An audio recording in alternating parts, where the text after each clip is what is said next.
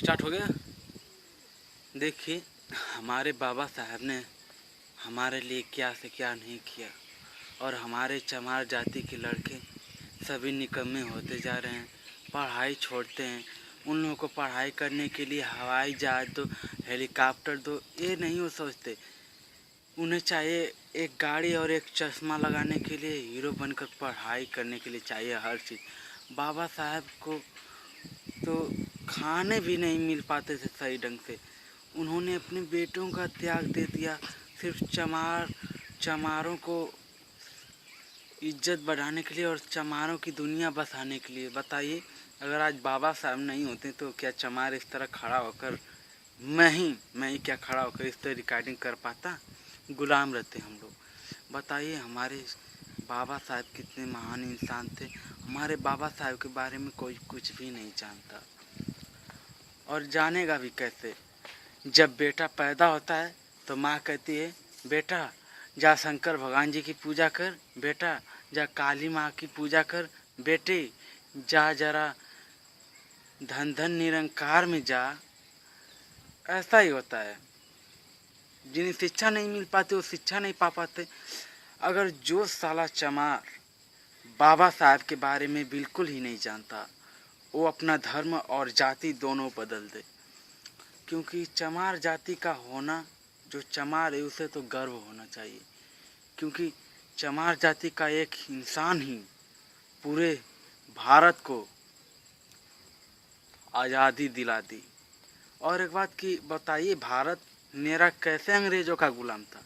मेरे बाबा साहब ने, यानी कि सबके बाबा साहब डॉक्टर भीमराव अंबेडकर जी ने संविधान लिखा, संविधान को बनाया, और नाम आता है किसका?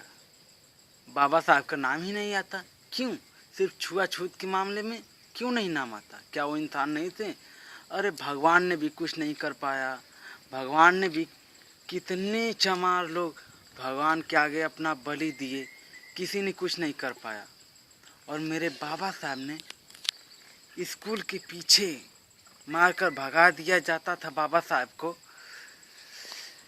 और बाबा साहब स्कूल के पीछे बैठकर भूखे पेट पढ़ते ही रहते थे। और आजकल के लड़के कहते हैं, लड़के आजकल के उन लोगों को ज्ञान देने का मतलब कहते हैं कि पहले साला खुद ज्ञानी बन जाए, फिर उसके बाद दूसरे को ज्ञान दे। वो नहीं सोचते कि वो कितने अच्छे ढंग से क्या सोचकर चमारों के लिए कहा है ये बात। बाबा साहब और भगवान बुद्ध जी के बारे में पढ़िए, क्योंकि बाबा साहब ने ही भगवान बुद्ध जी को भारत में लाया। नहीं तो किसी को पता नहीं था कि भगवान बुद्ध क्या थे। बाबा साहब इतना महान इंसान इस धरती में, क्या इस पूरे विश्व रिकॉर्ड में कोई आज तक पैदा ही नहीं हुआ। एक इंसान जिसने इतना सब कुछ कर डाला।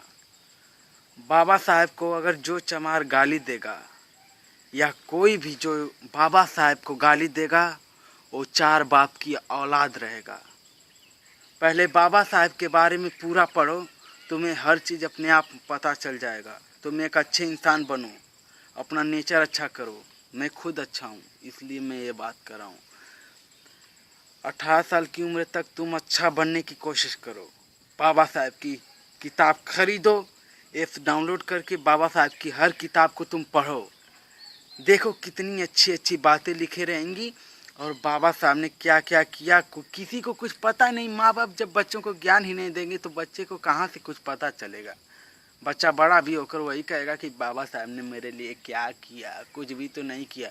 वो सोचता नहीं है कि बाबा साहब कितना हम लोगों के लिए क्या से क्या किया। अपने 4 बेटों की बलि दे दी बाबा साहब ने मेरे, और किसी को ये बात पता नहीं लगता है। पहले बाबा साहब की किताब पढ़ो कि तुम्हारे लिए उन्होंने क्या से क्या नहीं किया। बाबा साहब के बारे में जान जाओ चमारो। और मायावती जी को गाली कभी मत देना। मायावती जी ही वो हैं जिन्होंने बाबा साहब और भगवान बुद्ध जी को इतना आगे ले आया।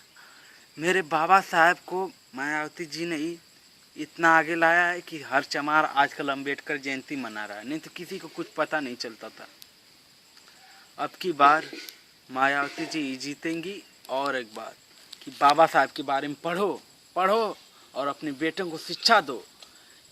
या तो हो सके तो अपने घर पर एक बाबा साहब की मूर्ति बनाओ, अपने घर पर बाबा साहब की एक मूर्ति बनवाओ।